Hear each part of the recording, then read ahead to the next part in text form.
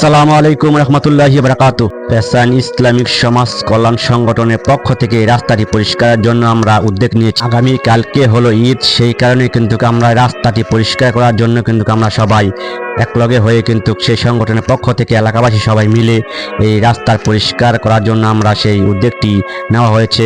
কারণ আমরা ঈদগাহে নতুন নতুন জামা কাপড় পরে যাওয়ার সময় হয়তো আমাদের জামা কাপড়ে কাদা পড়তে পারে, সেই কারণে কিন্তু আমরা রাস্তার পরিষ্কার পরিচ্ছন্নতার জন্য আমরা এই কাজটি হাতে নিয়েছি। রাস্তার কাজ শেষ হওয়ার সাথে সাথেই কিন্তু কিছু কাজ আমাদের ঈদগাহে বাকি রয়েছে, সেই কাজগুলো আমরা সম্পূর্ণ করার চেষ্টা করব।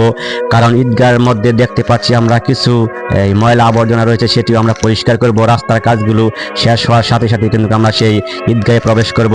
রাস্তাটা কিন্তু অনেকটা জঙ্গলের মতন হয়ে আছে, সেই রাস্তার কাজগুলো কিন্তু সম্পূর্ণ করতে আমাদের হয়তো কষ্ট হবে, তারপরে কিন্তু আমরা সেই দিনের জন্য 10 জন সুবিধার জন্য এই কাজটি আমরা অলরেডি করে যাচ্ছি। কিছু কাজ বাকি রয়েছে, সেই কাজগুলো কিন্তু আমরা অলরেডি করতেছি। কিছুদিন আগে সংগঠনের পক্ষ থেকে আমরা গাছ লাগিয়েছিলাম, সেই গাছ কিন্তু আলহামদুলিল্লাহ জাতা হয়ে গেছে। সেই গাছের গোড়াগুলি কিন্তু আমরা পরিষ্কার করে দিতেছি। সাথে কিন্তু আমরা সেই গাছের চতুর্থ সাইডে যেটাকে পরিষ্কার করলে গাছটি জলদি করে বেড়ে উঠবে, সেই কারণে কিন্তু আমরা এই চতুর্থ সাইডের গাছগুলো কিন্তু আমরা পরিষ্কার করে দিতেছি। পরিষ্কার করে দিলে হয়তো গাছটি জলদি করে বেড়ে উঠবে, সেই কারণে কিন্তু আমরা এই গাছের চতুর্থ সাইডে যে জঙ্গলগুলো আছে, লতমতগুলি আছে, সেই লতমতগুলো কিন্তু আমরা কেটে দিতেছি। কারণ গাছ লাগাইতে চলবে না, গাছের যত্ন নিতে হবে।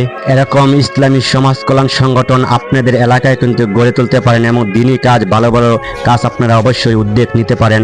কারণ এই দিনই কাজের জন্য কিন্তু আমরা রাস্তা পরিষ্কার করা এবং গাছ লাগানো, এগুলি কিন্তু ভালো ভালো কাজের উদ্যোগ আপনারাও কিন্তু নিতে পারেন আপনাদের এলাকার। আমরা সবাই মিলিত হয়ে কাজ করে কিন্তু একলগে সবাই সেই জড়ো হয়ে কিন্তু আমরা সেই কাজের শেষে কিন্তু আমরা এখন বাড়িতে রওনা হব। সবাই আমাদের জন্য দোয়া করবেন।